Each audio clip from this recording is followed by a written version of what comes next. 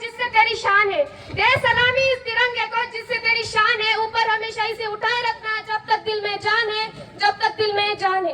परम सम्माननीय मुख्य अतिथि, मेरे देवता तुल्य गुरुजनों एवं मेरे सभी छोटे बड़े भाइयों और बहनों, आप सभी को स्वतंत्र दिन की पावन पर्व की हार्दिक शुभकामनाएं। मैं दिव्या पाराई क्लास 8 से आप सभी के समक्ष राष्ट्र निर्माण के उपलक्ष्य पर मेरे कुछ विचार साझा करना चाहूंगी। आओ झुक के सलाम करें उनको जिनके हिस्से में मुक्काम आता है।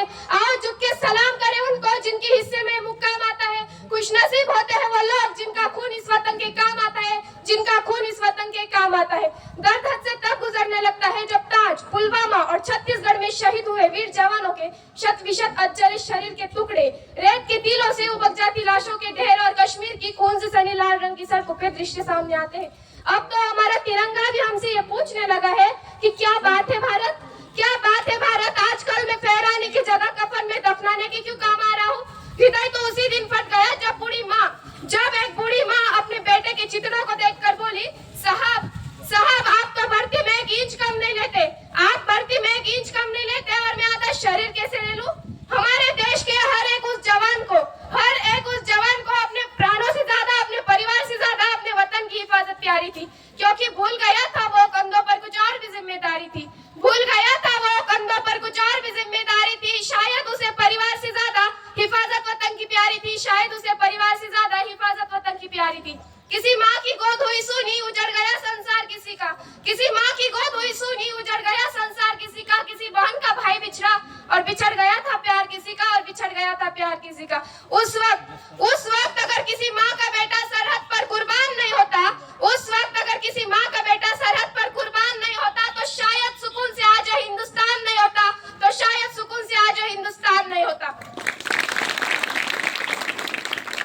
आजादी के पूर्व बात कुछ और थी और अब कुछ और है। उस वक्त 7 समंदर पार परदेशियों को भी अपने ब्रदर्स एंड सिस्टर्स कहकर बुलाया जाता था, लेकिन आज यहाँ घर में तो सगे भाइयों में लड़ाइयाँ होती है।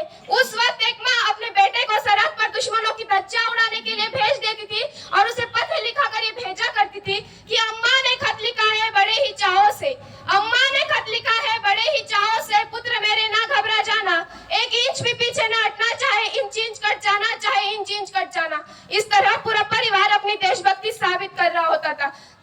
चलो आज फिर से वह नजारा याद कर ले, चलो आज फिर से वह नजारा याद कर ले, शहीदों के दिल में थी वह ज्वाला याद कर ले, जिसको बहकर आजादी पहुंची थी किनारे पर, जिसमें बहकर आजादी पहुंची थी किनारे पर। देशभक्तों के खून की हर एक धारा याद कर ले, देशभक्तों के खून की एक एक धारा याद कर ले। और अगर एक बात मैं महिलाओं पे करूँ ना, तो महिलाओं को आज आरक्षित नहीं बल्कि संरक्षित करने की जरूरत है, क्योंकि आज कन्या भ्रूण हत्या और बाल विवाह जैसे अत्याचार दिन रात बढ़ते नजर आ रहे हैं। और राष्ट्र निर्माण तब संभव होगा जब महिलाओं की पूजा नहीं उनकी इज्जत की जाएगी। राष्ट्र निर्माण तब संभव होगा जब स्वच्छ भारत स्वस्थ भारत में केवल सरकारी नहीं बल्कि सड़क पर चलने वाला हर एक नागरिक हाथ बटाएगा, स्वच्छ भारत स्वस्थ भारत को दिल से अपनाएगा। असल मायने में राष्ट्र निर्माण तब संभव होगा जब एक गरीब बच्चा मध्याह्न भोजन के लिए नहीं बल्कि ज्ञान अर्जन के लिए सरकारी स्कूल की चौखट पर कदम रखेगा। बड़ी बड़ी बातें नहीं, छोटी छोटी कोशिशें करनी होगी, क्योंकि ठोकर हमें पहाड़ों से नहीं पत्थरों से लगा करती है। I being an Indian, I being a student and I being a simple daughter of this mother and I feel proud to being an Indian and I feel proud to being an Indian। अब मैं salute करना चाहूंगी सरहद पर दिन रात खड़े हर एक उस जवान को, इस देश के पुलिस प्रशासन और किसान को, जिनके बिना राष्ट्र निर्माण की कल्पना करना भी असंभव सा लगता है।